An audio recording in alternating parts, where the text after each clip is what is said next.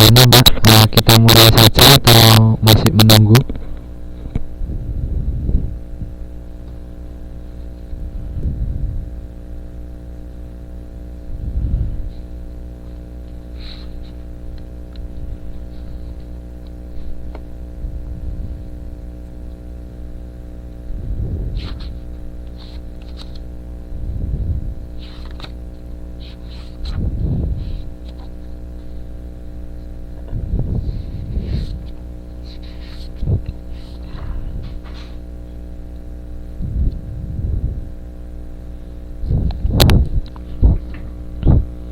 Oh iya, sambil kita mulai ya. Ya, untuk dengan begitu langsung saja kita mulai. Assalamualaikum warahmatullahi wabarakatuh. Selamat bertemu lagi di tutorial online perilaku konsumen. Dalam hari ini kita akan bahas tentang fungsi kelompok dan kelompok referensi dalam pengaruh konsumen, atau modulnya di modulnya teman-teman yang sudah dapat, mungkin bisa sambil dibuka ya. Ya langsung saja. Yang pertama yaitu konsep dasar kelompok.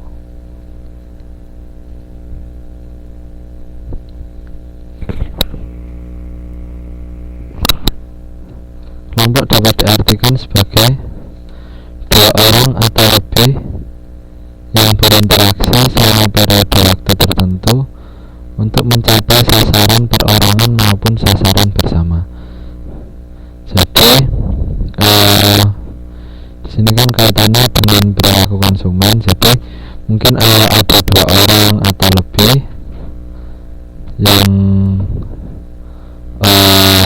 berada mungkin di satu tempat ataupun apa, kemudian mereka melakukan interaksi selama periode waktu tertentu, mungkin untuk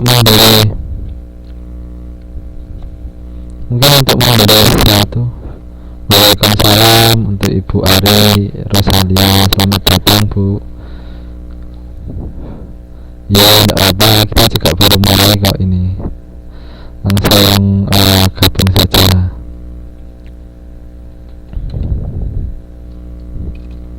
Ya enggak apa Ibu.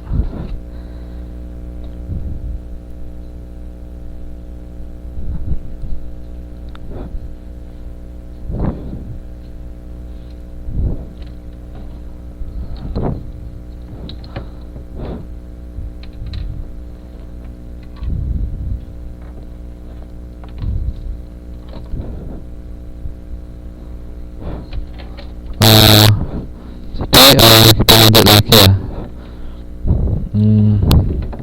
Jadi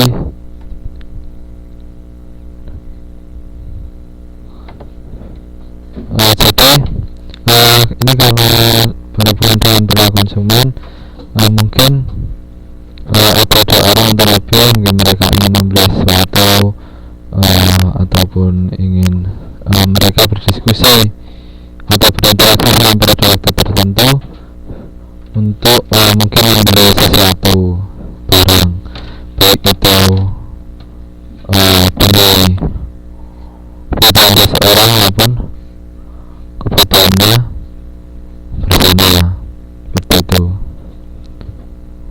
Jadi itulah yang dikatakan sebagai suatu kelompok, seperti itu. Kemudian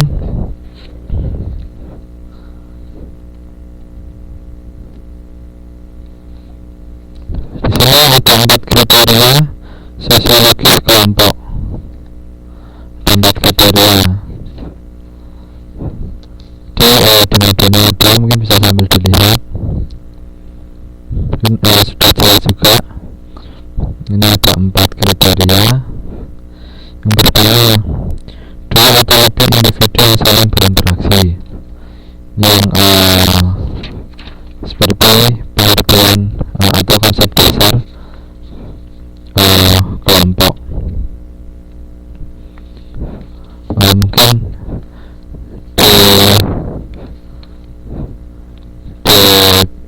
di mode teman-teman juga sudah ada.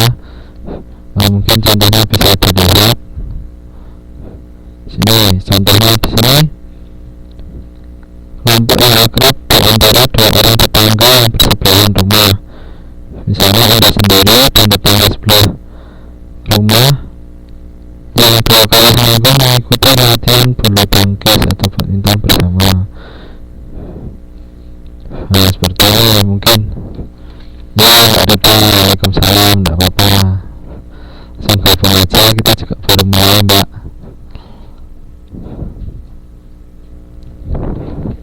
Seperti itu. Kan untuk kriteria yang kedua, kriteria sosiologis kelompok tersebut adalah kolektif norma atau norma bersama. Jadi biasanya kan di kelompok tersebut kita tidak bisa atau tidak dapat seenaknya sendiri, mungkin melakukan hal ataupun melakukan sesuatu tidak bisa seenaknya sendiri. Di situ kita pasti punya norma bersama yang mungkin itu secara tertulis atau tidak. Mungkin kalau kelompok yang biasa seperti bulu tangkis atau apa arisan dan sebagainya, mungkin peraturannya lebih pada lisan atau tidak tertulis. Biasanya sudah disepakati kalau mungkin setiap main, umpama bulu tangkis setiap main satu orang satu kali, seperti itu dan sebagainya. Kemudian ada tujuan kolektif goal yang ketiga. Itu adalah tujuan kolektif atau tujuan bersama. Tujuan dari membuat kelompok tersebut apa, seperti itu. Kemudian ada identitas bersama. Common identity adalah identitas bersama dalam kelompok tersebut. Seperti itu. Jadi mungkin kalau ditanyai seumpama main badminton seperti itu, kita ditanyai dari mana atau siapa, dari biasanya kita dapat nama dari tim kita, bukan nama kita, seperti itu. Mungkin itu yang disebut dengan identitas bersama dalam kelompok tersebut, seperti itu. Ini saya lanjutkan, nanti kalau ada yang ditanyakan bisa langsung ditanyakan saja untuk mbak-mbak, buat teman-teman. Jika ada yang ingin ditanyakan, silakan langsung ditanyakan, mungkin dicek dulu. Nanti jika ingin bersuara, saya nyalakan mikrofonnya. Kemudian nanti kita mempelajari topik tentang kelompok. Ya, siapa yang ingin menjawab? Ada yang ingin coba menjelaskan? Kita mempelajari topik tentang kelompok.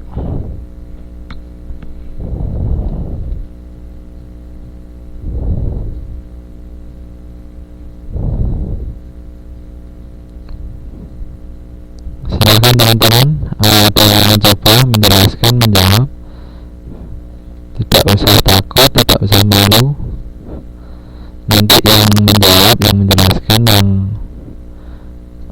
mau memberikan argumennya akan mendapatkan nilai seperti biasanya. Ayo silahkan.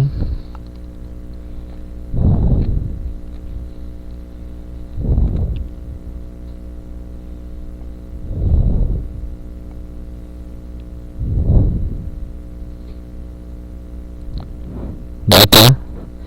Ini kok tidak ada yang bersuara atau mengetik. Apakah masih di tempat?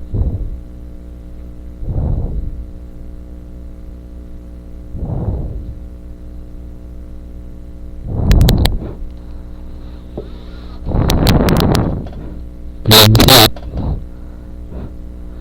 Kenapa mbak kok belum siap?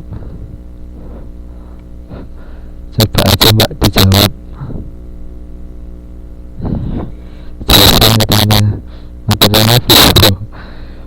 Ini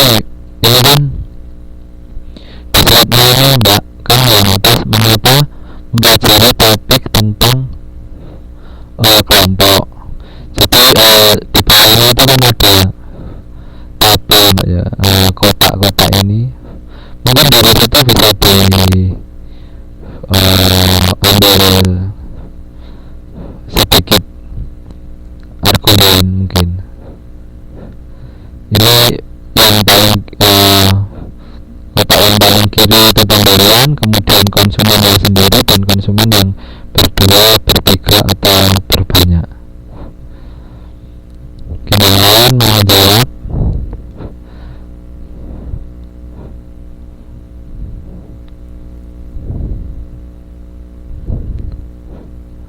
Belum ada.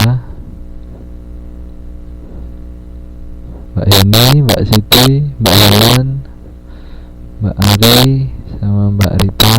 Ayo, siapa dapat nilai nanti yang jawab?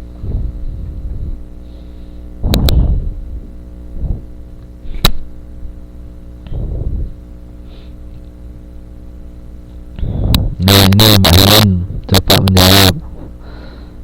Karena ketika orang bergabung dalam satu kelompok, mereka akan sering bertindak berbeda dengan ketika sendirian. Jadi inti dari jawaban Mbak Helen, jika ada dua orang dan dia pergi bersama, mungkin apa yang akan dilakukan berbeda dengan apabila dia bepergian secara sendiri-sendiri. Seperti itu Mbak Helen. Yang lain ada yang mau menjawab?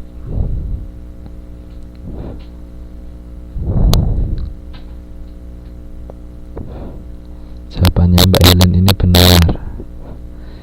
Ya, itulah salah satu alasan mengapa kita perlu mempelajari topik tentang kelompok. Seperti itu. Ini Mbak Rita, pertanyaannya apa? Ini mengapa mempelajari topik tentang kelompok, Mbak? Ini jawabannya mungkin sudah dijawab ya sama Mbak Helen. Karena mungkin jika ada dua orang, si A dan si B katakanlah, mungkin itu dia bepergian secara sendiri-sendiri, itu atau mereka bepergian secara bersama, itu yang akan mereka lakukan itu berbeda. Misal karena kita diberi konsumen, kita misalkan saja apa yang akan dilakukan pada pembelian. Nah ini dikasih contoh sama Mbak Helen. Kalau ke toko sendirian biasanya beli barang sesuai dengan planning, tapi kalau ada teman biasanya suka menyimpang dari rencana. Ya, jadi biasanya kalau kita pergi sendiri, semisal kita biasanya kan kita membeli apa yang sudah kita pikirkan sebelumnya, apa sudah kita planningkan, kita mau membeli apa. Contohnya baju, saya membeli baju seperti ini, contohnya semisal ukurannya segini, modelnya segini, warnanya ini, gambarnya ini, sudah semuanya sendiri. Mungkin dia membeli satu itu, tapi mungkin karena dia diantar oleh teman, dia sudah membeli itu, terus kemudian ada baju yang cocok dengan dia lagi. Katakanlah si A, dia membeli, sudah dapat membeli seperti apa yang diinginkan. Kemudian si B memberitahu, ini ya juga bagus buat kamu, kayaknya cocok, warnanya, dari ukurannya, dari gambarnya dan sebagainya cocok. Nanti sayang kalau tidak dibeli orang, sudah tidak ada lagi, seperti itu semisal. Nah kita akan terpengaruh. Jadi seperti itulah kenapa kita harus belajar topik tentang kelompok ini Mbak Ari, karena topik kelompok itu mempengaruhi terhadap orang lain, seperti itu. Ya, ini Ibu Ari juga benar. Jadi di sini kalau kita sendiri mungkin kita nilainya sesuai dengan apa yang telah kita pikirkan. Tapi beda lagi kalau kita perginya lebih dari seorang, atau kita dengan orang lain perginya dalam pembelian tersebut. Mungkin kita ada mungkin ada masukan atau saran, ini loh barang ini loh sesuai dengan kamu, nanti kalau enggak dibeli, keburu dibeli orang, hilang, seperti itu. Enggak ada. Jadi untuk teman-teman tentang mengapa mempelajari topik tentang kelompok,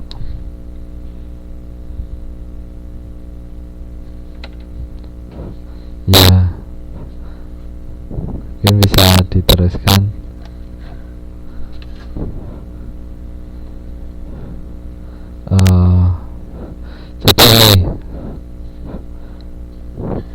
Jadi contohnya di bawah ini, ini tidak ada produk yang dibeli.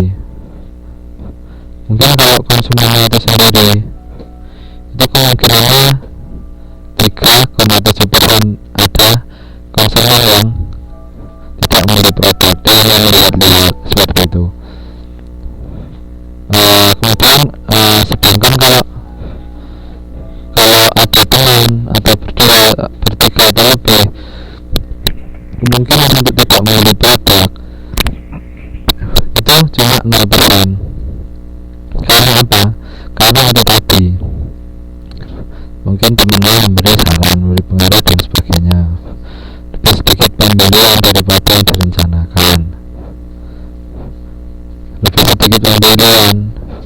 Kalau konsumennya banyak orang kan kayaknya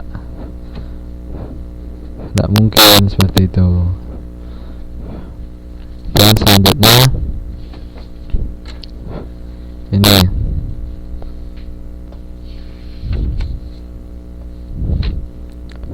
klasifikasi kelompok. Kelompok dapat diklasifikasikan berdasarkan beberapa dimensi. Ini ada 3. Kelompok berdasarkan isi atau fungsi.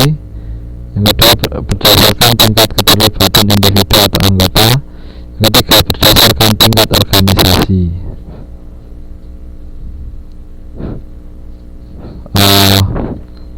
Ada yang mau menjelaskan, nanti dapat nilai lagi, silahkan.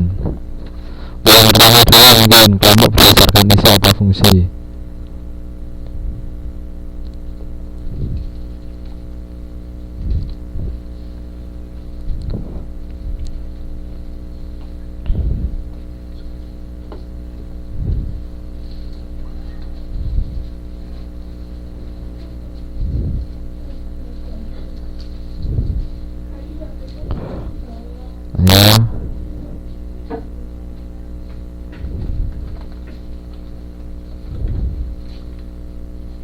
Ada yang mau mencoba?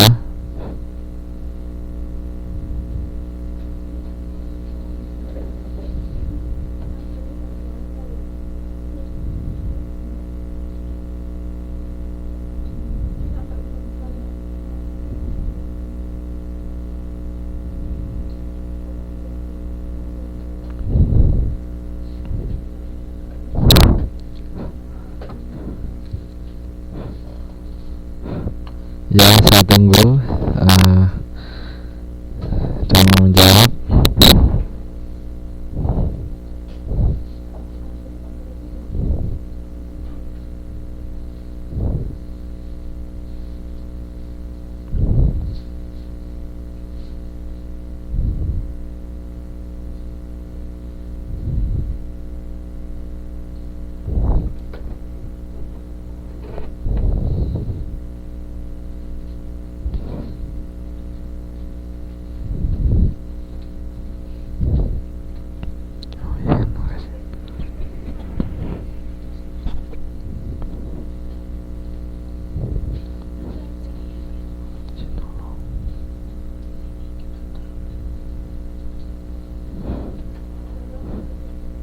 Ya, ada yang mau mencoba?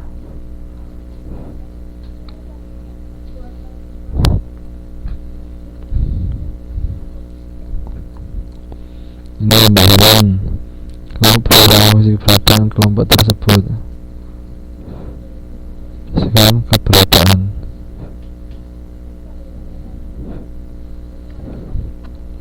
Berdasarkan fungsi keberadaan. Ya, berdasarkan fungsi keberadaan atau fungsi apa ya? Ini mungkin lebih mudah dengan dilihat dari contoh ini ya. Satu fungsi atau isi. Ini maksudnya satu kelompok yang melihat dari si manfaat untuk apa kelompok itu didirikan. Nah, ya ini Mbak Siti jika benar. Jadi kelompok berdasarkan isi atau fungsi di sini ini kan contohnya bisa dilihat kelompok pelajar, kelompok buruh dan sebagainya. Jadi mungkin untuk lebih mudah memahami diberikan contohnya langsung ke kelompok pelajar. Jadi isi atau fungsi keberadaan pelajar ini apa? Jadi maksudnya kan untuk belajar, untuk belajar atau tidak ada fungsi lain. Kenapa dikatakan pelajar, kelompok pelajar? Karena fungsi atau isinya itu dia untuk belajar seperti itu. Jadi lebih mudah untuk memahami mungkin dengan contoh. Terus kemudian yang kedua, berdasarkan tingkat keterlibatan individu atau anggota. Ayo, ada yang mau jawab?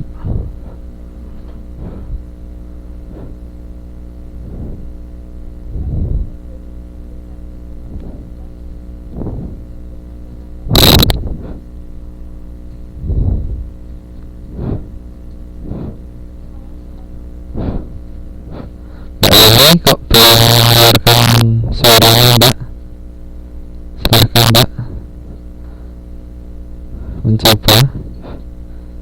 Yang kedua, Mbak, berdasarkan tingkat keterlibatan individu atau anggota.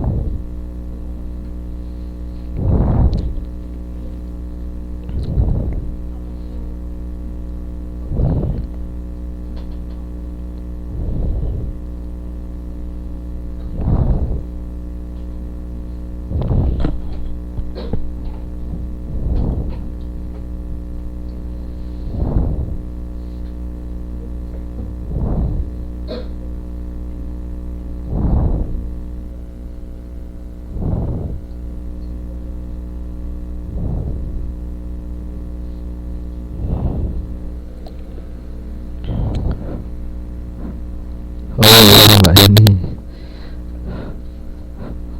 Mau coba jawab, Mbak? Atau yang lain? Belum? Tidak belum mungkin. Oh iya, Mbak ini. Jadi di klasifikasi yang kedua, berdasarkan tingkat keterlibatan individu atau anggotanya. Nah, di sini dibagi menjadi dua tipe atau dua kelompok, yaitu kelompok primer dan kelompok sekunder. Kelompok sekunder biasanya kelompok ini lebih yang lebih sering bertemu atau bertatap muka. Dengan kita sering bertemu atau bertatap muka, mungkin hubungan yang kita jalin itu lebih erat daripada jenis kelompok yang kedua, yaitu jenis kelompok sekunder. Berdasarkan tingkat keterlibatan individu ini sendiri kan ada dua, yang satu primer, yang satu sekunder. Ini aja biar mudah langsung ke perbedaan. Kalau berdasarkan tingkat keterlibatan individu ada primer, sekunder. Kalau primer dia lebih sering tatap muka. Kalau sekunder dia jarang untuk tatap muka, seperti itu. Kemudian para anggotanya karena sering bertemu, untuk yang primer ini dia memiliki hubungan yang mungkin lebih erat, beda lagi dengan kelompok sekunder yang mungkin dia hanya berhubungan via media sosial atau mungkin via telepon atau sebagainya. Mungkin yang bisa dicontohkan dia yang sekunder ini, kelompok sekunder ini mungkin apa ya, mungkin dia ikatan dokter, seperti itu. Ikatan dokter di Indonesia mungkin kan mereka tidak bisa bertemu secara langsung semuanya, atau ikatan pekerja mungkin kan tidak selalu ada waktu untuk bertemu. Ikatan pekerja mungkin sebulan, yang dari Indo kan, untuk yang dari PP mungkin mana pertemuannya di kosong, seperti itu kan juga mungkin kalau setiap bulan itu terlalu jauh, mungkin 6 bulan sekali datangnya, seperti itu kan. Jarang melakukan tatap muka, jadi lebih sering lewat media sosial, mungkin Facebook, komunikasinya lewat Facebook, mungkin lewat telepon, mungkin lewat dan sebagainya, seperti itu. Itu contohnya. Untuk lebih ini mungkin menggunakan contoh tersebut. Sudah paham? Atau ada yang ingin ditanyakan? Untuk yang kedua ini, berdasarkan tingkat keterlibatan individu. Mbak Rita? Ngerti enggak?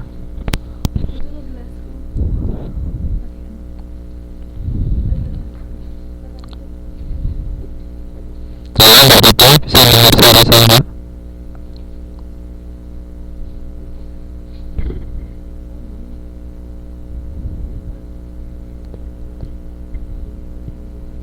Halo? Mbak Rita? Teman-teman yang lain bisa mendengar suara saya?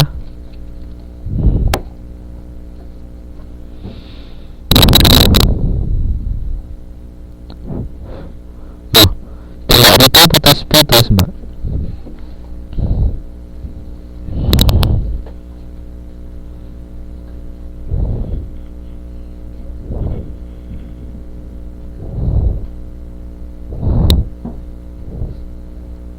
Ya mungkin Mbak.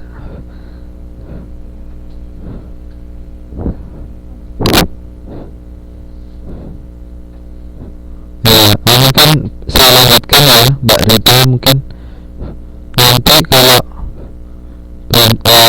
ya nanti mungkin bisa dilihat di YouTube rekamannya, atau kalau masih ada yang dibingungkan nanti bisa ditanyakan ke saya, Mbak.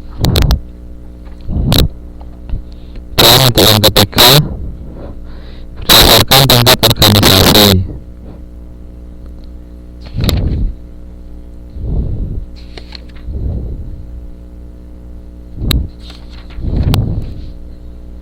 Berdasarkan tingkat organisasi ini juga ada kelompok formal dan informal, seperti kedua tadi. Berdasarkan tingkat keterlibatan tadi juga bisa disebut yang primer itu yang formal, mungkin yang sekunder itu formal. Jadi yang sekunder tadi kan ketemunya jarang, jadi sekali ketemu gitu membahas hal yang mungkin penting, dan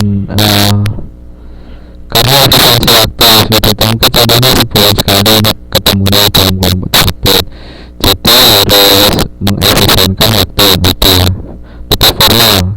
Jadi mungkin tanpa bercanda, atau lebih serius, seperti itu. Sama dengan berdasarkan tingkat organisasinya, di sini ada secara kelompok formal dan informal. Untuk kelompok formal sendiri memiliki struktur organisasi. Mungkin Mbak teman-teman di sini sudah tahu seperti apa itu struktur organisasi. Contohnya semisal dalam organisasi, siapa itu ketuanya, ketua dari organisasi itu siapa, seperti itu. Itu biasanya kelompok yang formal. Kelompok formal itu dia punya struktur organisasi. Nah, ketuanya siapa, sekretarisnya siapa, benderanya siapa, anggotanya siapa, gitu. Dia punya strukturnya atau gambarannya, seperti itu. Kemudian semua dicatat, mungkin surat masuk, surat keluar, mana-mana anggota dan sebagainya, itu ada semua. Mungkin sampai dia membuat kartu anggota dan sebagainya, seperti itu yang dikatakan kelompok formal. Kelompok formal itu lebih ke semua itu semua itu ada dan semua tertata, seperti itu. Jadi soal ditanya anggotanya berapa, umpamanya menyebutkan 100, mana buktinya, kita punya list namanya, seperti itu. Nah, untuk memudahkan, kemudian kelompok formal ini sendiri lawannya dari kelompok formal. Kalau kelompok formal dia punya struktur anggota dan sebagainya, mungkin untuk kelompok informal mereka punya, cuma mungkin tidak di istilahnya untuk memudahkan, tidak di print dan dipasang di sekretariat atau bagaimana, atau ditulis di buku catatannya atau dan sebagainya.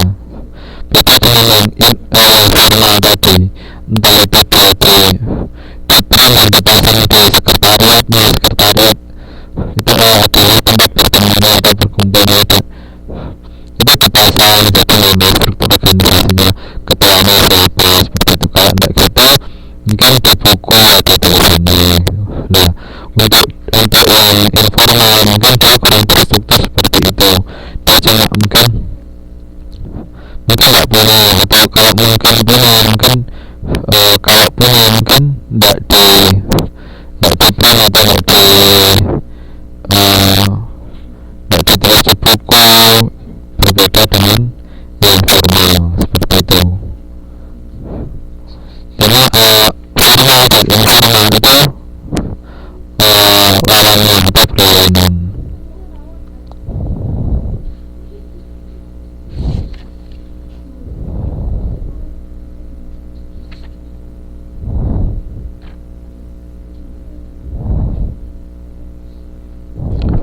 Ada yang mau ditanyakan sampai sini?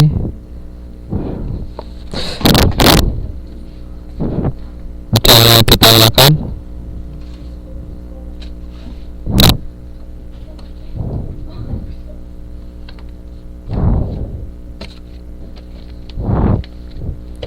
Untuk saat ini belum. Mungkin kita lanjutkan.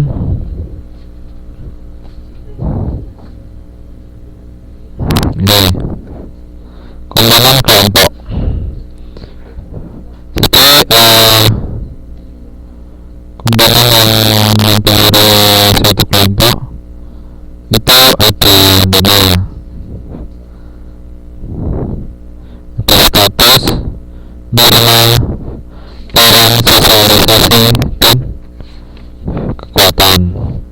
Ayo, siapa yang mau menjelaskan atau mau coba menjawab satu-satu dulu, mungkin dari status, biar dapat nilai.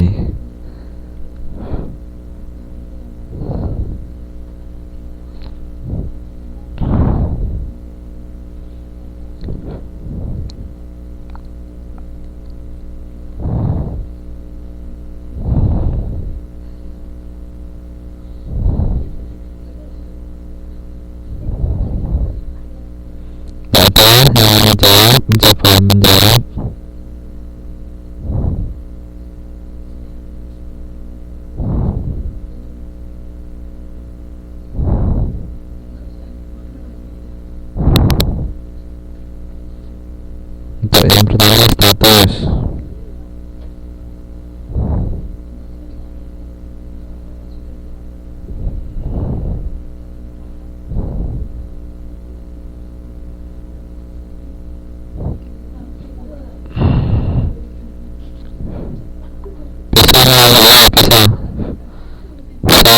Silakan Mbak Rita.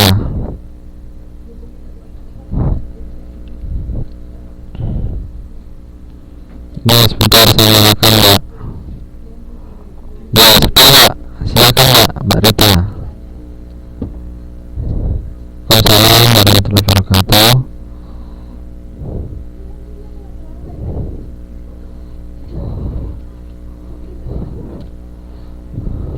Ya.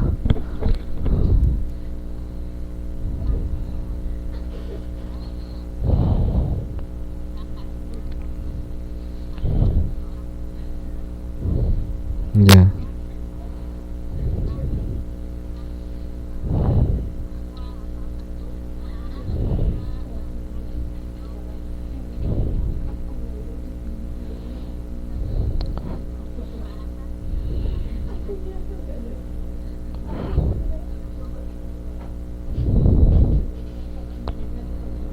Halo, Mbak Rita.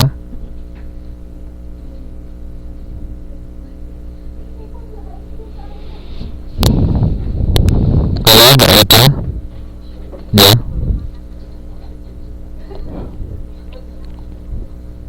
Ya. Intinya, ya halo. Halo. Ya, bisa. Ini untuk status ya. Jadi intinya untuk status ini kita dilihat dari image atau gengsi seperti itu ya Mbak. Halo, Mbak Rita. Halo. Ya, selain dari gengsi juga mungkin status itu bisa dikaitkan dengan umur, keluarganya seperti apa, pekerjaannya apa, pertemanannya, atau ya jenis kelamin dan sebagainya seperti itu ya Mbak. Ya, sekarang yang masalah tentang sosialisasi dan lingkungan Mbak mau menjelaskan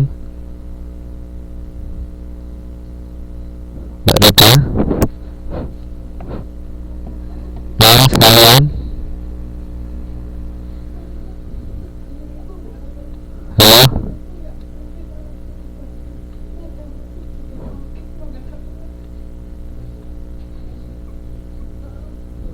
Oh ya. Ya, mungkin yang lain mau menjelaskan dulu untuk yang pertama.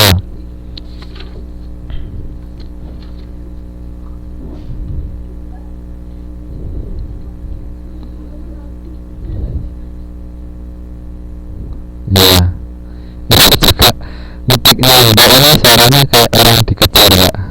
Orang turun tangga Mbak. Halo. Ya, yang lain mau mencoba menjawab. Terima kasih untuk Mbak Rita telah bersuara.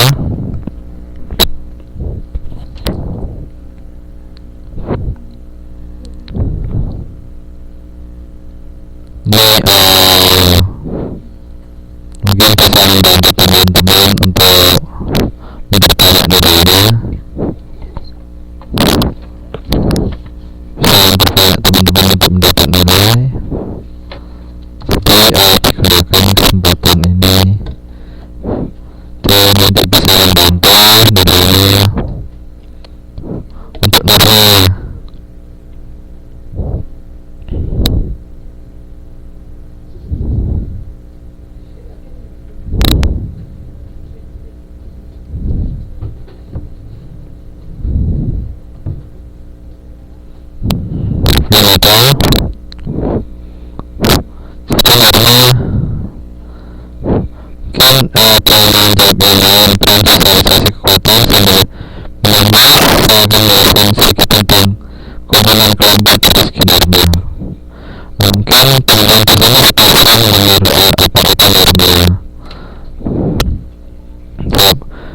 memiliki apa kita itu kan tentang alarm mungkin.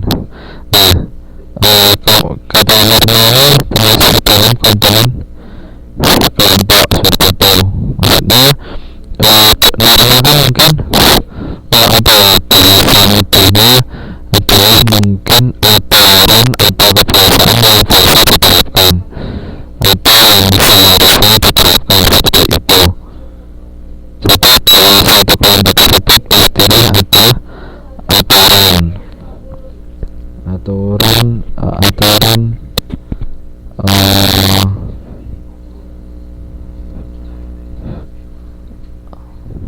pasti ada aturan atau kebiasaan, baik itu tertulis maupun tidak.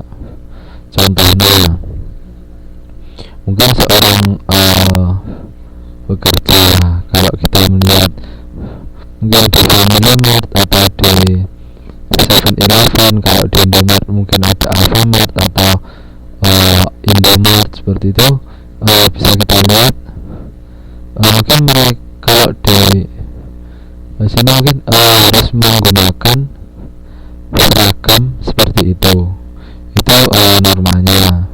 Kalau mungkin tidak tahu kalau yang di sini, tapi kalau yang di Indomaret biasanya mereka harus mau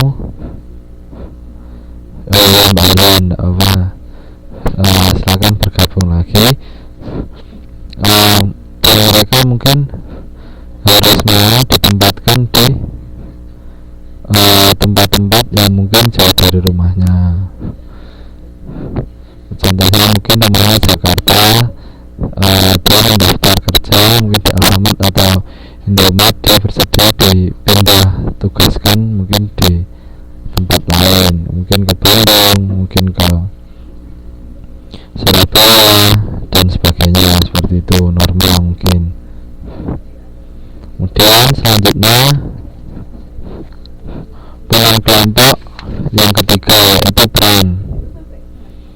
Ayo, ada yang mau mencoba lagi? Jawab.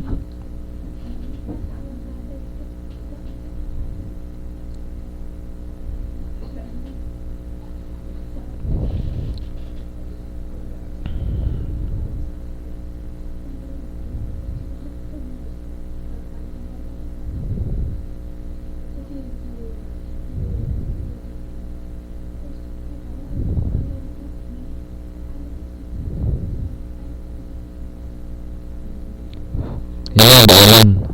Soalnya ini komponen kelompok kan ada 5. Jadi status dan norma sudah, sekarang peran.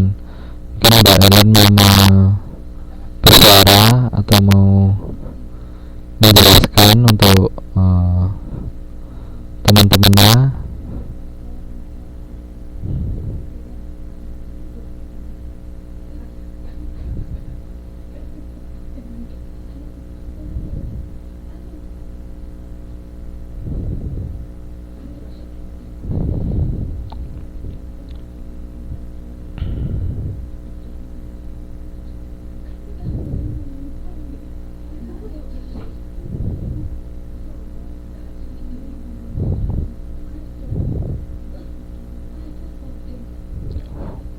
Ya, Mbak ini identik dengan pola tingkah laku yang berhubungan dengan status. Ya, contohnya Mbak, biar lebih mudah dikasih contoh. Atau Mbak mau bersuara, Mbak ini? Mungkin kan kalau kita identik dengan pola tingkah laku yang berhubungan dengan status, itu kita masih ini gimana ya gitu lah. Dia harus berisik. Ya, dikasih contoh Mbak mungkin. Atau Mbak mau beri contoh mungkin.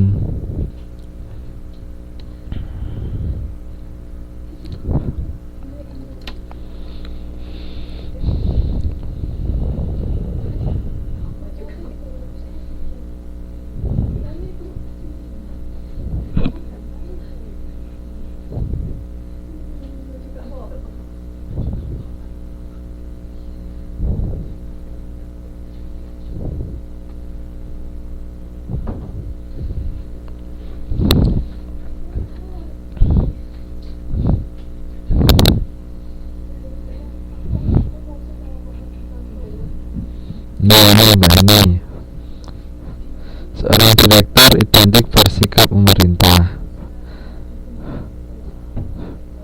Ya, ini sesuai dengan identik dengan pola tingkah laku yang berhubungan dengan status. Jika identik statusnya apa dia seorang direktur, terus ya atasan atau direktur. Nah direktur kan statusnya paling tinggi ya, mungkin di atau atasan mungkin kan paling tinggi di situ. Jadi dia pasti memiliki bawahan dan dia mungkin merintah bawahannya. Terus apakah seorang direktur identik hanya bersikap memerintah? Ayo mbak ini atau yang lain, apakah identik seperti itu? Ya itu, apakah memerintah harusnya gimana sih? Atasan itu selain memerintah mungkin apa yang bisa dilakukan selain memerintah?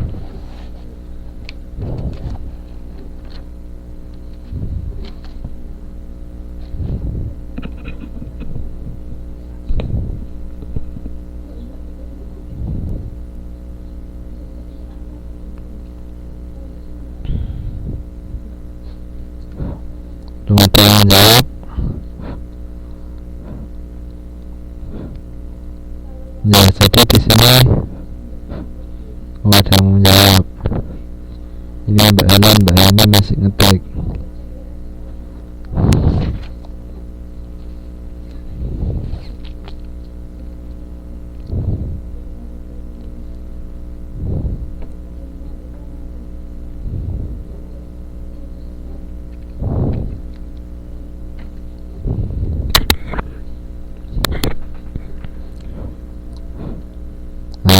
Mbak Helen, Mbak Heni beri motivasi melakukan koordinasi pada bawahan. Mbak Helen, atasan bisa motivasi bawahan. Ya, jadi diharapkan dari atasan ini sendiri adalah seperti ini Mbak, yang seperti yang dijawab sama Mbak Helen sama Mbak Heni. Jadi atasan itu ya mungkin mereka memerintah, yaitu memang sudah memang sudah haknya dia, karena memang dia itu atasan mungkin. Tapi kalau merintah dan perintah mungkin kan kita yang diperintah mungkin punya pikiran, ya ini intinya, sehingga sangat meningkatkan semangat bekerja bawahan. Nah seperti yang saya jelaskan tadi, kalau cuma diperintah dan seperti itu saja, mungkin kan kita punya rasa kok kayak gini, mungkin malas dan sebagainya. Lebih baik kan atasan tersebut mungkin lebih ke mungkin bicara ngobrol atau sebagainya pada kita, mungkin menjelaskan, daripada mungkin setiap hari ya kita harus nyuruh bawahan seperti ini. Lebih baik kan mungkin saja kan di perusahaan itu ada koran setiap hari, mereka langganan koran, daripada setiap hari nyuruh tolong ambilkanlah. Lebih baik kan, lebih enak kan kalau dikomunikasikan, mungkin setiap pagi tolong diambilkan, dan mungkin dengan kata-kata yang lebih sopan kan. Kan pimpinan itu kan tidak harus ditakuti, tapi kan lebih baik untuk disegani, seperti itu ya kan, mbak-mbak, mas-mas, teman-teman kan, lebih baik seperti itu ya. Selanjutnya mungkin perang sudah jelas dengan contoh-contoh dan penjelasan yang ada. Kemudian sosialisasi. Ini sosialisasi dan yang lagi sosialisasi. Ayo mbak-mbak, biar nanti nilainya banyak, jadi mungkin bisa membantu waktu itu.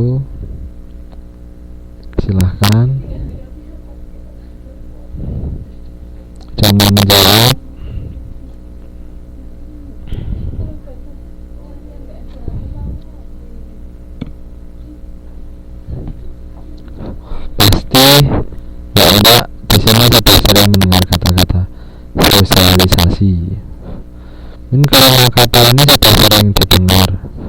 Ini Mbak Helen coba menjawab. Sosialisasi adalah proses membantu individu belajar dan menyelesaikan diri, bagaimana cara hidup dan berpikir kelompoknya agar ia dapat berperan dan berfungsi dalam kelompoknya. Ini Mbak Siti menjawab. Sosialisasi proses bagaimana individu mempelajari cara atau etika, norma dan perilaku dalam kelompok agar dapat berkembang menjadi pribadi yang dapat diterima. Jawabannya Mbak Helen dan Mbak Siti benar sekali. Jadi mungkin kalau dilihat dari kata-katanya itu sudah bisa dinilai ya, Mbak apa itu sosialisasi seperti itu. Mbak pasti juga sudah sering mendengar sosialisasi. Pada intinya adalah proses, mungkin kan kalau sebuah anggota kan dia mungkin tidak langsung memiliki jumlah anggota istilahnya 1000 dan tetap 1000 dari awal sampai akhir 1000 kan nggak mungkin, pasti ada yang bertambah atau mungkin yang berkurang. Nah ini Mbak ini menjawab, satu proses anggota baru untuk belajar menyesuaikan satu kelompok sebagai peran dalam ini. Mbak ini juga benar. Jadi seperti yang saya jelaskan tadi, intinya kan seperti itu. Dengan satu kelompok itu tidak mungkin kan dia pertama buka itu masih 1000 sampai berakhir sampai tutup itu tetap 1000 dan anggotanya tetap orang-orang itu.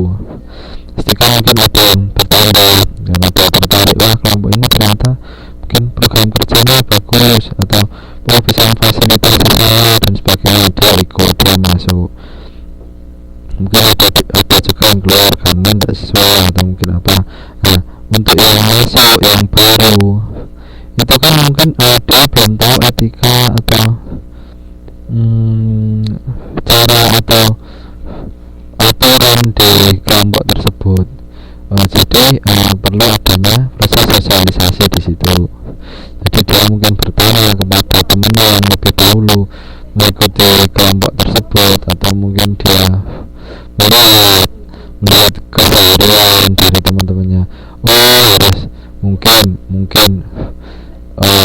etikanya setiap Jumat atau setiap Kamis atau setiap hari Senin kita harus menggunakan, mungkin ada dari kelompok tersebut memiliki baju kelompok, mungkin ada tulisannya nama kelompoknya dan sebagainya, seperti itu. Mungkin kita bisa bertanya, atau mungkin kita bisa melihat dari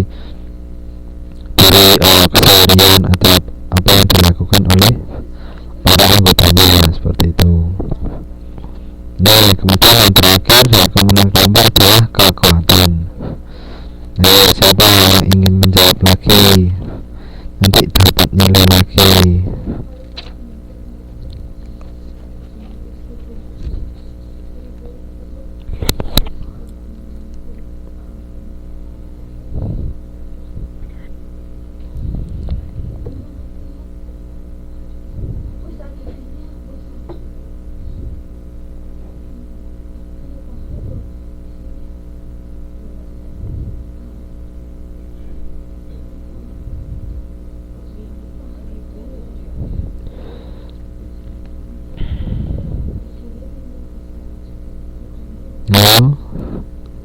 Mbak mau mencoba lagi, silahkan.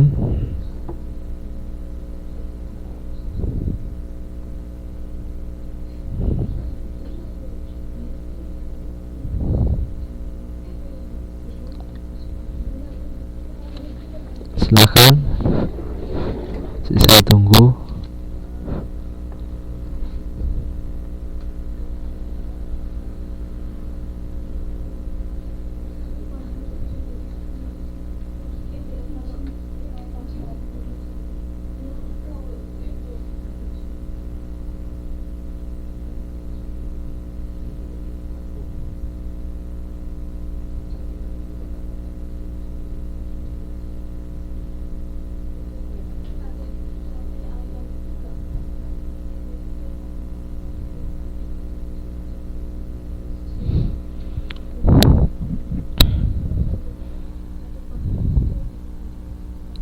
bertanggung jawab itu kekuatan.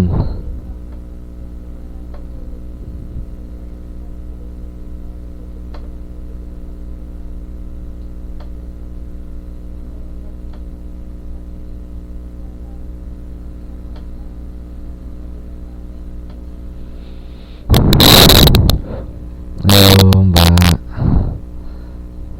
ada yang menjawab. Ini kan ada berapa? 4 5.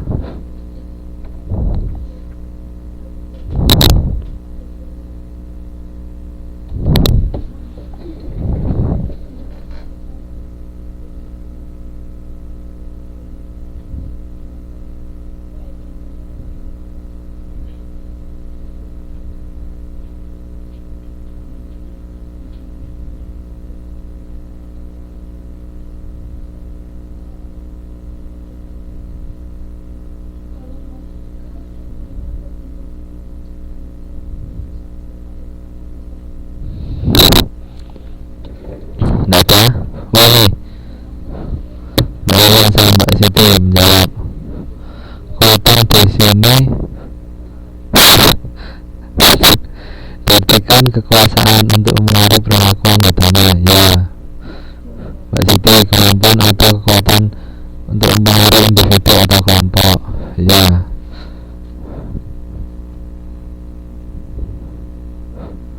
Ini Mbak Siti sama Mbak Helen menjawab. Saya juga itu menjawab Pak. Mana? Oh ya Mbak Yeni. Maaf Mbak, saya kira itu jawaban dari atas. Ya, motivasi yang mempengaruhi perilaku kelompoknya supaya lebih maju. Ya. Ya, maaf Mbak Yeni.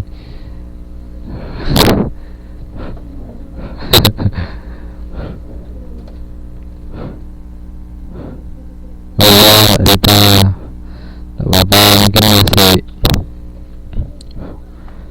bekerja atau mungkin masih belum sempat. Mungkin setelahnya bisa dibaca.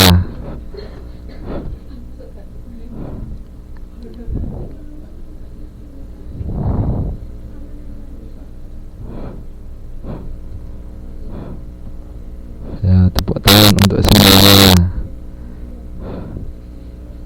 Ya. Ya, intinya itu usaha untuk mengaruhi perilaku para anggotanya. Jadi kalau semakin apa, kelompok tersebut mungkin memiliki nama, atau mungkin dia telah besar, atau dia punya penyokong dan yang besar dan sebagainya, apa yang dilakukan oleh anggotanya pasti berbeda antara satu dengan yang lainnya. Perilakunya itu pasti berbeda. Mungkin apa dia mau seperti apa, seperti itu kan. Nah, di sini kan bedakan menjadi 5. Yang pertama reward power. Reward adalah penghargaan. Power sendiri adalah kekuatan. Jadi kekuatan untuk memberikan penghargaan. Seperti itu.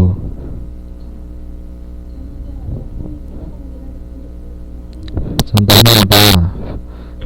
Bisa memberikan contoh. Contohnya enggak harus seperti yang di buku, yang lain. Coba, enggak harus yang di modul. Contohnya, siapa yang memberi contoh? Modul ini reward power. Ada yang memberi contoh?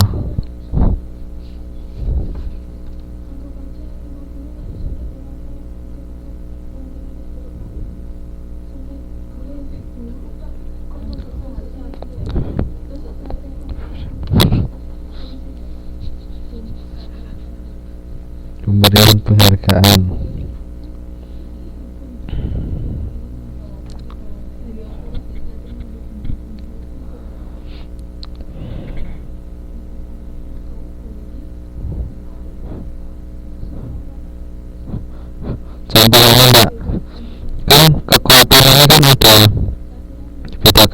ini ya mbak, jenis-jenis kekuatan. Ini kan ada reward power, coercive power dan sebagainya. Nah, untuk yang pertama kan reward power. Reward power kan adalah kekuatan untuk memberikan penghargaan kepada mungkin anggota kelompoknya, mungkin konsumen dan sebagainya. Contohnya apa enggak? Yang bisa memberi contoh ini yang lain, mungkin dari modul, mungkin yang lain dari modul.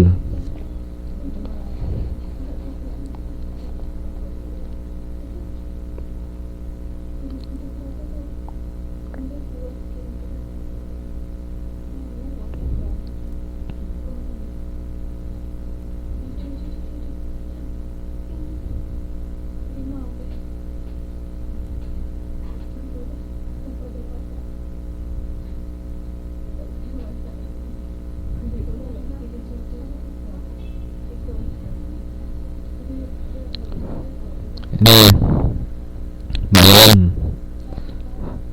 di tempat kerja saya, kalau 1 bulan bisa jual barang sampai 300.000 NT, bisa dapat bonus 10% dari perusahaan.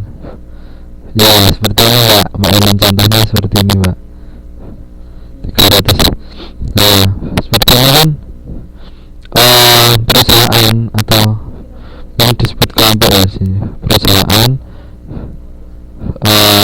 memberikan imbalan kepada pekerjanya apabila pekerjanya bisa menjualkan barang sampai itu tadi 300.000 NT, mendapat 10% komisi dari 300.000, 10% dari 300.000 nya itu, atau mungkin 10% dari gajinya, mungkin ditambah 10% dari gajinya. Hasilnya itu benar sekali untuk Mbak Helen. Kemudian Mbak ini jawab, pemberian penghargaan kepada penjualnya yang berhasil menjual dalam target tertentu. Saya bulan ini bisa menjual barang dalam jumlah tertentu, akan dapat bonus tiket keliling. Wah ya, ini kayaknya semua pasti akan berusaha menjual ini mbak, kalau bonusnya keliling dunia ini menjual apa ya mbak, kayaknya menjual perusahaan mbak, tiket keliling dunia bonusnya. Ya benar, untuk bayarnya juga. Jadi intinya sama ya, kalau bisa menjualkan barang segini atau dikasih surga aja itu jual perusahaan kayaknya ya, jual gaji nanti dibuat keliling dunia habis kayaknya uangnya. Tapi kalau jual perusahaan kan jadi intinya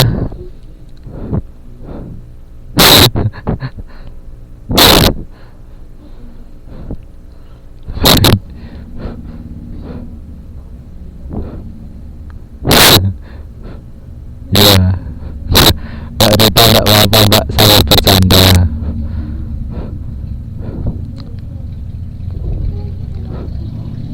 Itu saya bercanda nggak apa-apa. Saya kan di sini mbak-mbak teman-teman kan mungkin juga sambil bekerja, mungkin capek, jadi kalau cuma belajar gitu mungkin jenuh ya, mungkin kita bisa sambil bercanda seperti itu ya. Intinya dari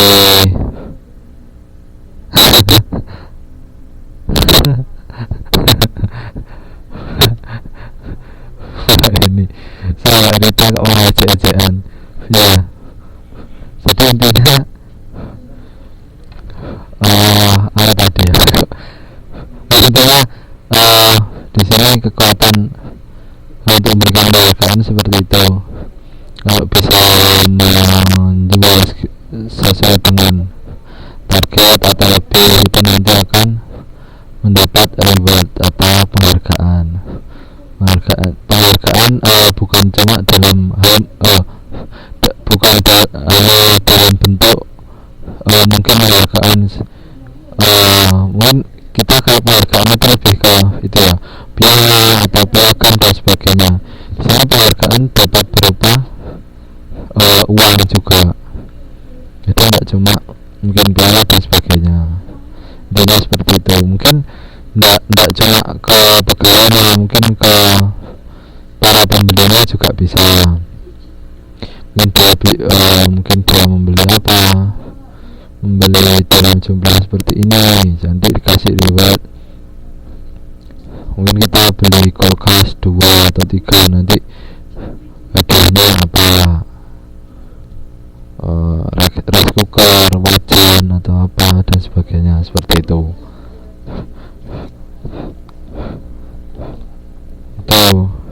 Terus sampai kedua yaitu corrective power. Ada yang mau jawab lagi?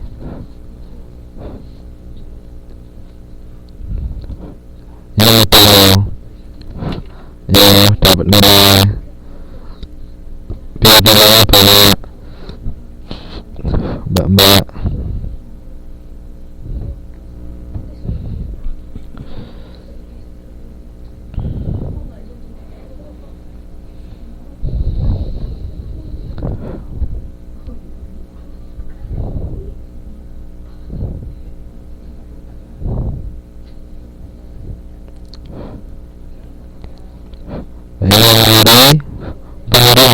Cara pemasakan, langsung kasih contoh aja mbak biar lebih mudah mengenai. Pemasakannya itu gimana, apa harus beli, apa harus apa, gimana?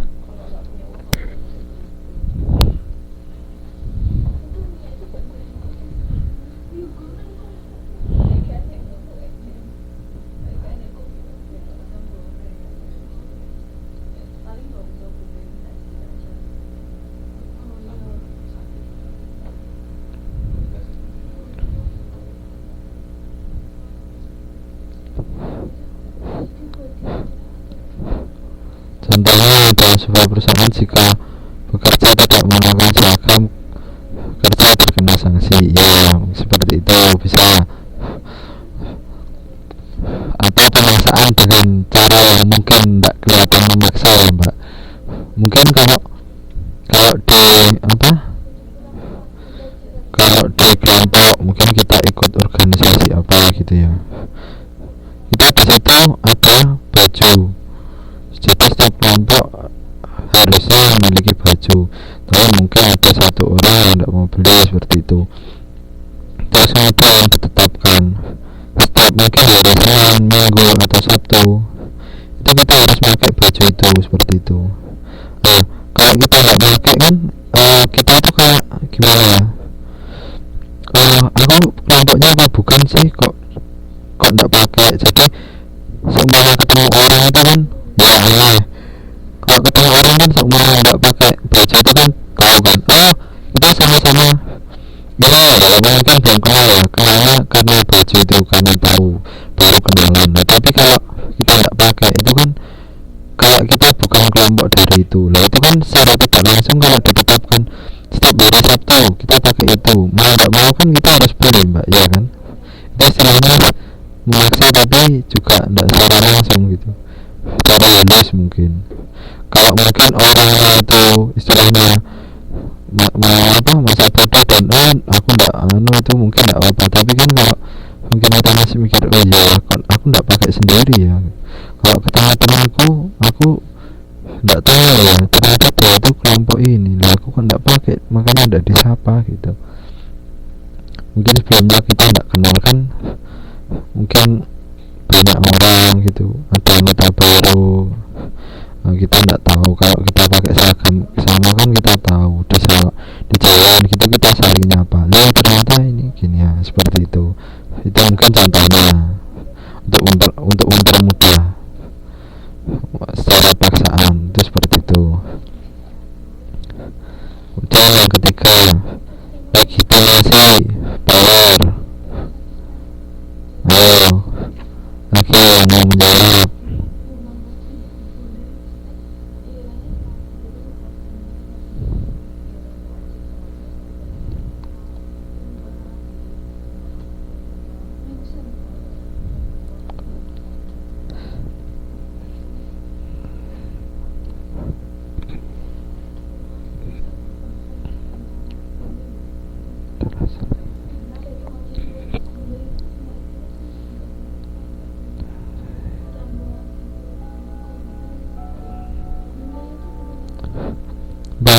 seseorang untuk berbuat sesuatu. Maksudnya gimana Mbak? Langsung contoh lagi. Contohnya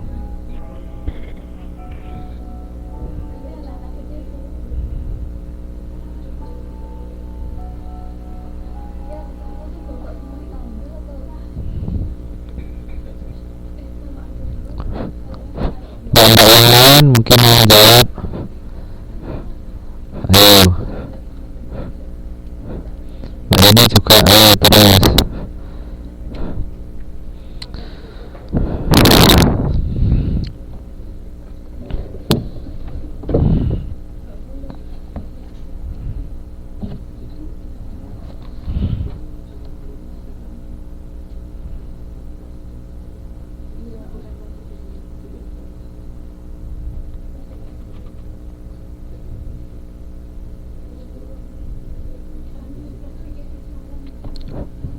Ini kalau lihat korban tsunami, para pelajar mengumpulkan dana buat korban-korban tersebut. Ya, jadi ini contohnya, salah satu contohnya dalam pengertian yang disebutkan Mbak ini tadi, membayar seseorang untuk berbuat sesuatu. Jadi intinya di sini kita ngasih power itu kekuatan untuk mempengaruhi orang untuk melakukan sesuatu, baik itu secara langsung atau tidak langsung. Mungkin tanpa itu ya, dikomando mungkin ya, atau mungkin satu atau dua orang dari kelompok tersebut melihat, ya ini contoh yang dicontohkan Mbak Helen, lihat korban tsunami, para pelajar, mungkin selain para pelajar, para pekerja mungkin itu juga kok tergerak hatinya, kasihan ya. Mungkin kita menganggap diri kita itu juga perlu uang atau perlu makanan, tapi kan istilahnya kita masih bisa nyari daripada saudara-saudara kita yang terkena tsunami tersebut, seperti itu.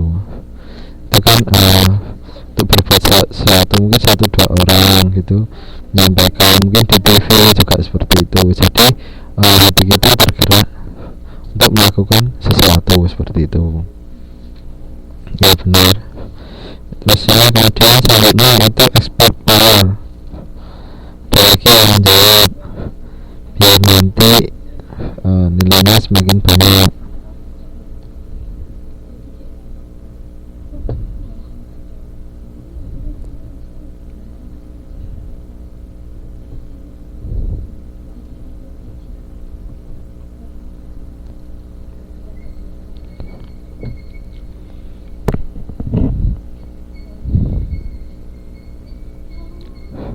Ya ini power yang berasal dari keahlian.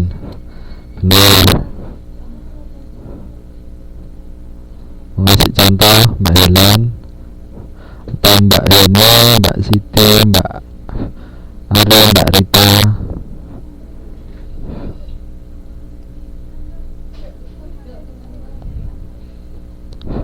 Mungkin yang lain, maksudnya yang lain, contoh yang lain selain dari buku, dari modul.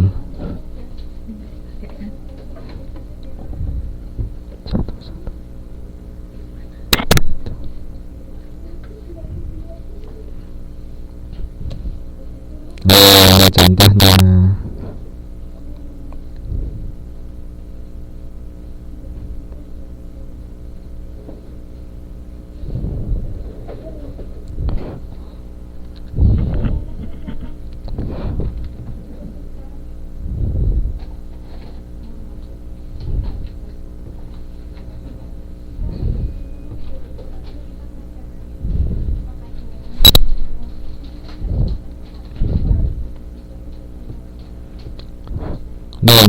ini memberi suatu produk dari bengkel karena orang tersebut memiliki keahlian dalam bidang tersebut. Ya, ini apa ya Mbak? Ada pengalaman pribadi enggak Mbak ini? Contohnya Mbak mungkin beli apa? Beli apa ya? Beli alat masak mengikrarkan amat pangsing. Akhirnya masalah pangsing yang ada akhirnya itu membesarkan badan, maksudnya untuk membentuk badan atau kesehatan. Kalau akhirnya itu kan untuk apa, untuk tubuh atau ingin menjadi seperti binaraga, badannya istilah six packs gitu ya, badannya besar gitu ya, seperti itu contohnya. Kalau alat-alat masak gitu ya yang mengencangkan perut paha. Kalau alat masak mungkin dia yang mengiklankan siapa chef terkenal, mungkin siapa Rudin atau siapa itu ya, seperti itu contohnya. Itu contohnya. Kemudian yang terakhir reference power. Apa ini?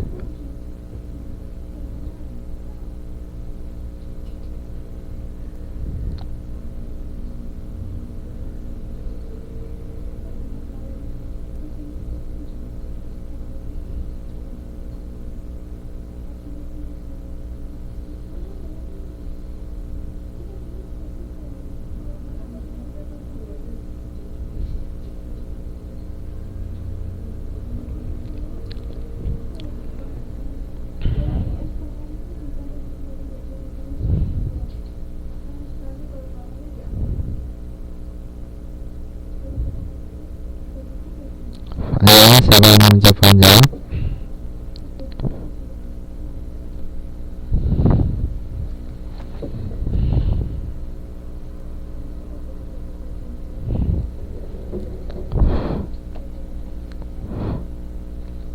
Ada mbak yang menjawab? Oh, ini ada ngetik kayaknya mau menjawab.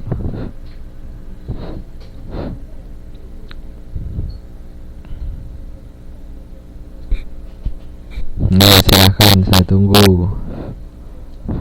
Karena semakin banyak menjawab, nanti semakin banyak juga nilainya.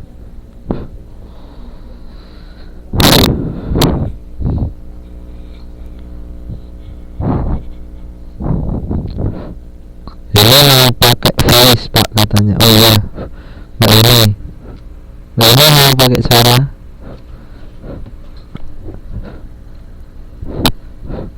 Ya loh, kok enggak ngomong mbak? Itu katanya mbak Rita mau pakai suara. Wow. Ini masih ada ya. Kita apa ya yang gajah lambung tadi ya sama mbak Rita kayaknya, mbak Heni. Ya sudah. Ini keinginan seorang untuk menjadi anggota lambung gajah terkuda. Keinginan ini bahasanya Vicky sekarang ya. Keinginan seseorang untuk menjadi anggota sebuah kelompok dan berharap dapat diterima di kelompok tersebut. Ya, contohnya kalau dalam perilaku konsumen,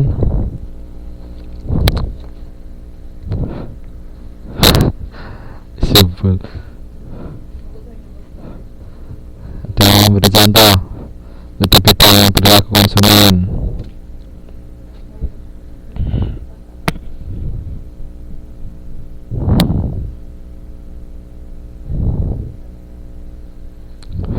Nah, saja ya mungkin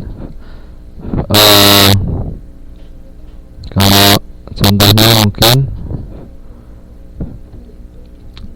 jadi ini kan sebenarnya tentang perasaan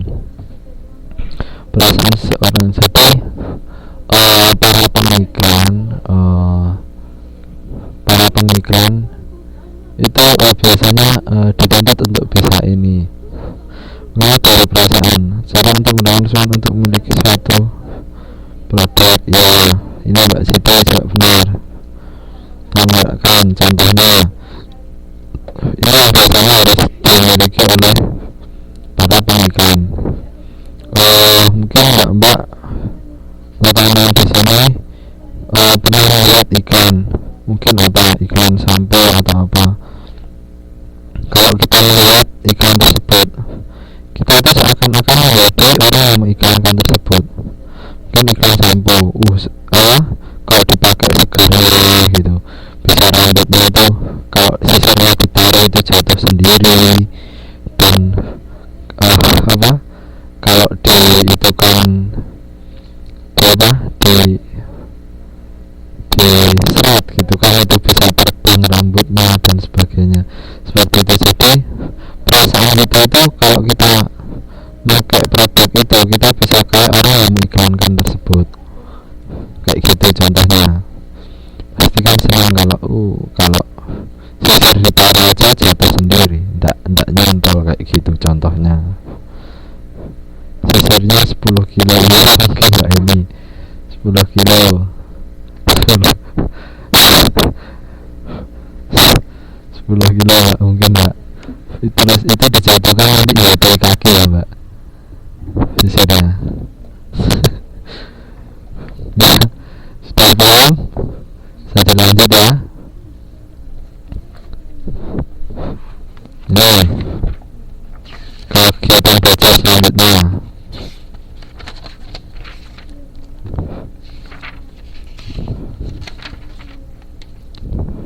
Pengaruh kelompok terhadap perilaku konsumen.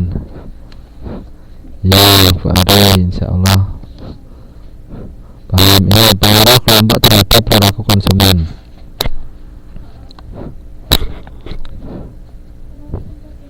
Ya, ada coba lihat lagi.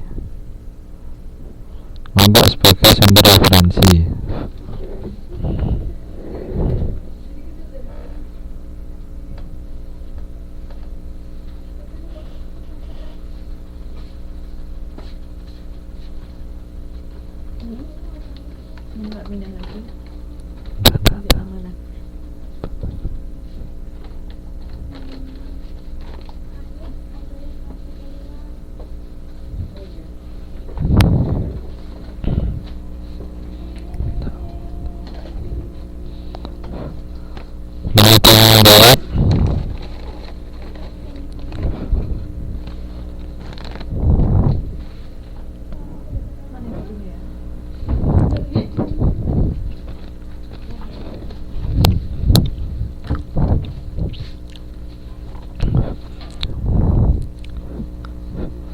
Lewat pengaruh kelompok terhadap perilaku konsumen.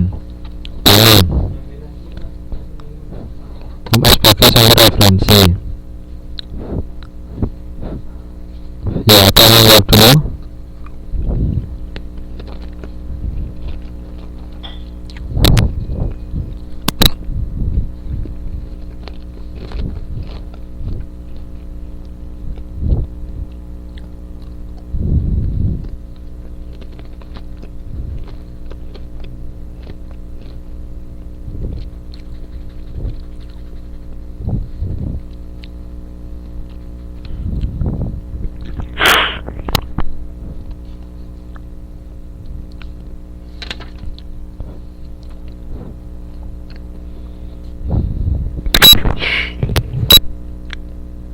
Ya, ini untuk dari Mbak Ari. Kelompok yang nasional berpengaruh besar kepada kelompok lain.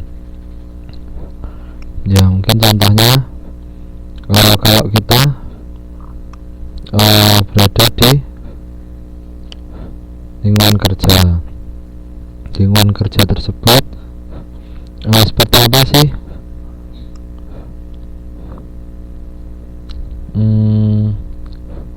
Dan akan mengaruhi keputusan konsumen yang beragam. Ya, ini seperti itu.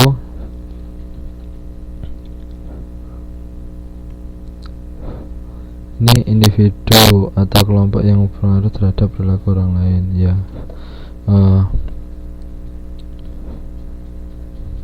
kelompok formal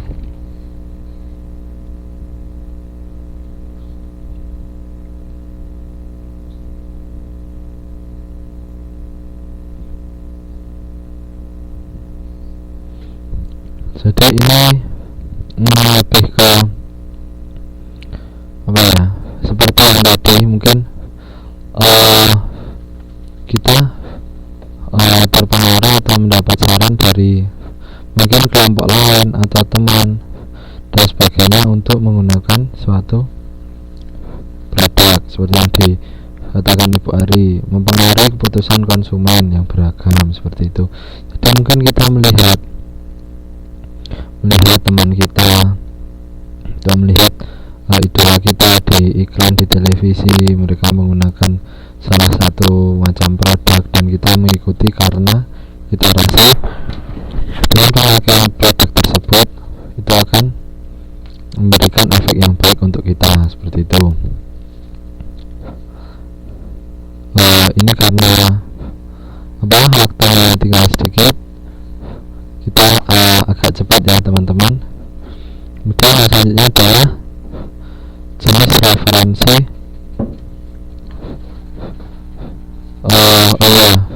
Mana kelompok terhadap perilaku konsumen kan ada 4. Ini kelompok sebagai sumber referensi. Ini ada 5. Pertama tadi yang dijelaskan adalah kelompok mengenai proses. Dan yang selanjutnya adalah peran dalam kelompok. Ya dari contohnya seperti itu. Ya. Dan yang kedua adalah peran dalam kelompok. Peran terdiri dari perilaku khusus yang diharapkan dari seseorang dalam posisi tertentu. Contohnya, pemasar harus jeli dalam identifikasi adanya pemimpin dalam kelompok atau memberi opini. Seperti itu. Peran pemasar dalam kelompok. Kalau kita memasarkan sebuah barang seperti itu, kita contohnya di sini kan seperti agen, toko masar dengan peran sebagai pemberi opini dan sebagainya. Ini kalau kita memasarkan apa?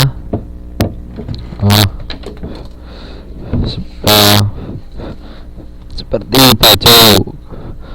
baju koko dan sebagainya, kan kita sampai ada yang menyebutkan baju kokonya apa, baju koko dulu WC seperti itu kan, baju koko apa agim gitu kan. Karena apa, modelnya yang sering digunakan oleh para pemberi opini tersebut atau tokoh-tokoh yang mungkin kita senangi seperti itu. Kemudian penyesuaian. Seorang yang dapat menunjukkan perubahan perilaku sebagai akibat penyesuaian terhadap kelompok. Saya rasa ini sudah jelas ya. Ini contohnya juga ada. Seorang gadis remaja yang pada mulanya tidak mengenal dunia kecantikan dan mode, saat bergaul dengan geng mode di sekolahnya, kini tampil lebih modis dari tatanan rambut dan mode pakaiannya. Jadi kelompok kelompok sebagai sumber referensi. Jadi kita dari kelompok kita itu kita melakukan penyesuaian. Seperti apa sih baju yang sedang ini sekarang, yang sedang banyak digunakan oleh orang sekarang itu seperti apa dan sebagainya. Itu penyesuaian. Kita menyesuaikan, mengikuti yang ada di kelompok tersebut. Kemudian yang keempat, proses perbandingan sosial. Itu orang membutuhkan untuk mengenal opini dan kemampuan mereka dengan membandingkan dengan opini dan kemampuan orang lain. Contohnya, strategi yang dilakukan pemasar untuk mempengaruhi konsumen dengan menampilkan sosok yang memiliki ciri latar belakang dan perilaku yang kurang lebih sama dengan target konsumen. Seperti yang contohkan tadi, kita dibuat agar kita merasa seperti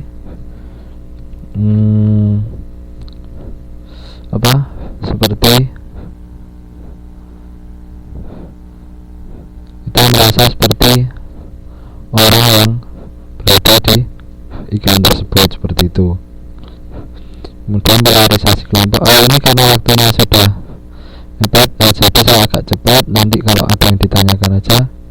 tonton, bisa ditanyakan, nanti saya jelaskan dulu gitu. Polarisasi kelompok. Pada keadaan ini terjadi perbedaan pandangan antara kelompok dengan individu, dan kelompok dapat berubah pandangan dikarenakan informasi dan budaya yang ada. Tentunya upaya dari pemerintah untuk meningkatkan kesadaran masyarakat Indonesia untuk tetap semangat memberikan pendidikan kepada anak-anaknya. Jelas.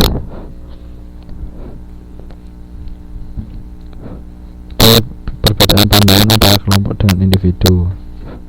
Kemudian ini selanjutnya jenis-jenis referensi kelompok. Ini seperti tadi, ini kelompok formal dan kelompok informal. Kelompok formal itu apa?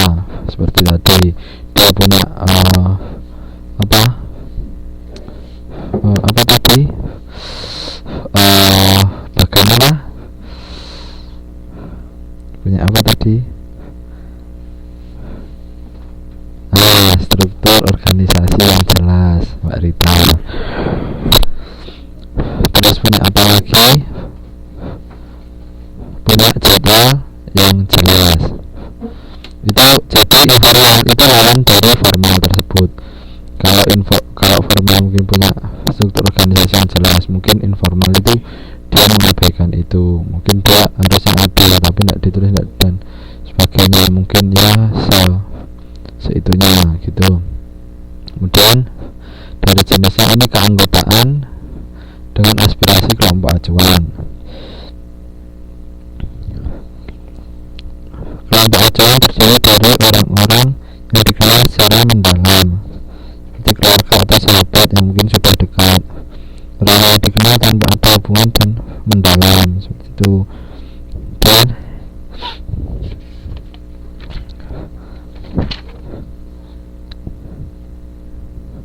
terus kalau kelompok acuan di sini ada yang dapat mempengaruhi konsumen dan perilaku konsumsi. Di antaranya ya itu contohnya Rita untuk yang formal.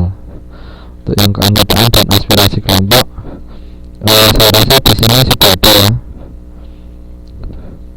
ya, sudah jelas.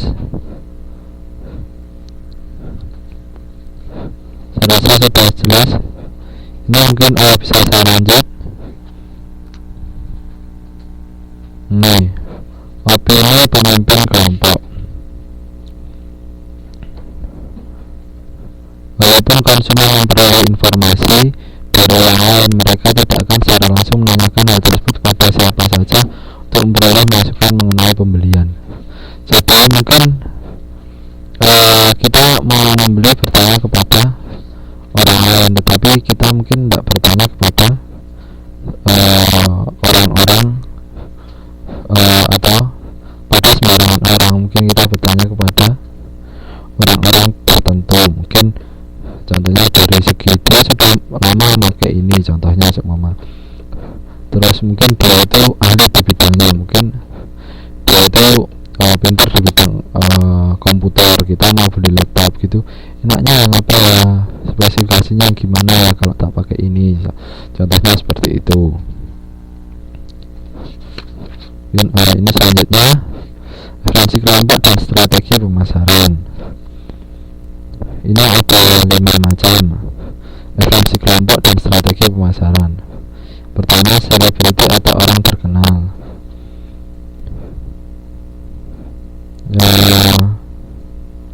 Di sini langsung ke contoh ya. Atlet bulu tangkis Ricky Subagio menjadi duta dalam kampanye yang menekankan pentingnya kebiasaan minum susu bagi masyarakat Indonesia. Nah, jadi dengan ditekankannya kebiasaan minum susu bagi masyarakat Indonesia dengan atlet bulu tangkis Ricky Subagio, ini artinya apa? Maksudnya dengan kita minum dengan Ricky Subagio minum susu itu dia bisa menjadi atlet bulu tangkis hebat. Jadi di sini kita mau diposisikan seperti Ricky Subagio. Kalau kita mungkin anak kita mau minum susu, mereka mau bisa berolahraga dengan baik seperti itu. Kemudian orang ahli, contohnya orang ahli mungkin karena pekerjaannya atau pendidikan atau pengalamannya dapat membantu konsumen. Contohnya di sini Nestle mensponsori acara seminar tentang gizi bagi anak dengan pembicara para dokter spesialis anak ternama. Nah, yang pertama seminar tentang gizi. Siapa yang mengadakan Nestle? Nestle kan terkenal dia dengan produsen makanan dan minuman terkenal. Dan pembicaranya siapa? Dokter spesialis anak ternama. Jadi kan itu para ahli semua kan, dokternya ahli. Terus yang mensponsori itu juga, yang mengadakan itu bukan main-main, bukan jadi dia memang bergerak di bidang itu, seperti itu. Kemudian yang ketiga, orang biasa, orang yang bersaksi sebagai konsumen yang pas menggunakan produk yang diiklankan. Ya, seperti yang di depan tadi, jadi di iklan ini kan orang yang memakai itu seperti terlihat puas, seperti itu kan, memakai produk yang ada. Jadi kita tuh diposisikan sebagai orang itu, kita menggunakan produk itu merasa sangat puas. Ini yang menggunakan orang biasa, lebih ke kepuasan tersebut. Beda dengan selebriti dan orang ahli. Kalau selebriti kan, wah kok ini maka aku ikut lah. Orang ahli juga seperti itu. Kalau orang biasa kan lebih cenderung ke psikologi kita, maksudnya kita diposisikan kepada orang tersebut. Kemudian pemimpin dan karyawan sebagai pembicara. Langsung ke contoh. Direktur utama PLN yang menjadi bintang iklan dalam iklan layanan masyarakat tentang imbauan berhemat energi listrik. Pemimpin dan karyawan sebagai orang yang pasang di dalam program promosi. Jadi seperti yang tadi orang ahli dan selebriti ini lebih menekankan kepada dia itu sudah dikenal, dan kalau orang itu aja, kalau duitnya PLN saja dia istilahnya mengajak kita untuk hemat energi, berarti dia juga hemat. Padahal kan kalau mindset kita pasti, wah dia dari PLN, dia bisa menggunakan listrik semuanya, istilahnya kan seperti itu. Padahal mungkin kenyataannya tidak seperti itu kan, pasti kita kan seperti itu. Wah dia itu bisa harusnya bisa menggunakan listrik sesukanya, tapi dia enggak seperti itu, dia lebih kehemat, seperti itu. Terus yang terakhir, karakter fiktif ciptaan yang dapat menyampaikan pesan. Contohnya di sini Ronald McDonald itu patungnya yang biasa kita ke McD, seperti itu. Kita psikologi kita dan lewat seperti itu strategi pemasarannya. Jadi kalau kita melihat, mungkin tidak ada tulisan, tapi kita melihat patung itu, kita sudah tahu apakah itu adalah McD. Karena apa? Karena ada patung yang sudah melekat kepada McD itu tadi. Terima kasih sudah selesai. Mungkin ada yang ingin ditanyakan dari penjelasan yang tadi? Ada yang ingin ditanyakan? Tidak ada?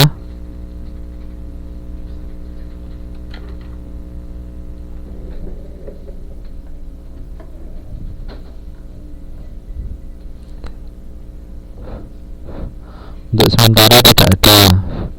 Kalau tidak ada, mungkin bisa saya akhiri. Untuk mbak-mbak yang lain, mungkin ada yang ingin ditanyakan.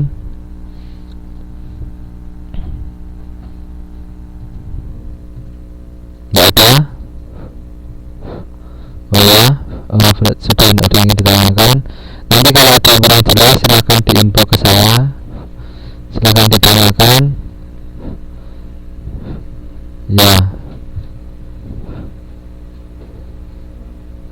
Ya Mbak Rita, bacanya tadi lagi, mungkin saya nanti bisa lihat ini uploadannya, nanti saya upload. Untuk yang modul 2 sampai modul 5 ini nanti setelah ini seolah akan saya upload. Terima kasih untuk teman-teman. Ya, sama-sama. Semoga ilmunya bisa lengkap dan bisa jawab soal ujian nanti. Amin. Ini Mbak Lili masih mau naik gajah, baca materi sambil naik gajah. Ya, Pak, upload rekaman sangat membantu. Ya, nanti saya upload Mbak Rita. Ya, sama-sama untuk Ibu Ari. Semoga ilmunya bermanfaat untuk kita semua. Mbak Rita, Mbak Rita, ayo kalau mau naik gajah ke Lampung. Ya, untuk yang semuanya semoga semoga ilmunya bermanfaat. Siapa yang mau kuat? Saya mau, Ibu Ari, kalau ada. Terima kasih, semoga ilmunya bermanfaat untuk kita semua. Terima kasih kepada teman-teman semua karena masih mau meluangkan waktunya di sela-sela kesibukannya. Terima kasih banyak sekali pada teman-teman. Bila saya ada salah atau kurangnya saya mohon maaf. Sampai bertemu lagi di tutorial selanjutnya. Dan ini untuk teman-teman semua.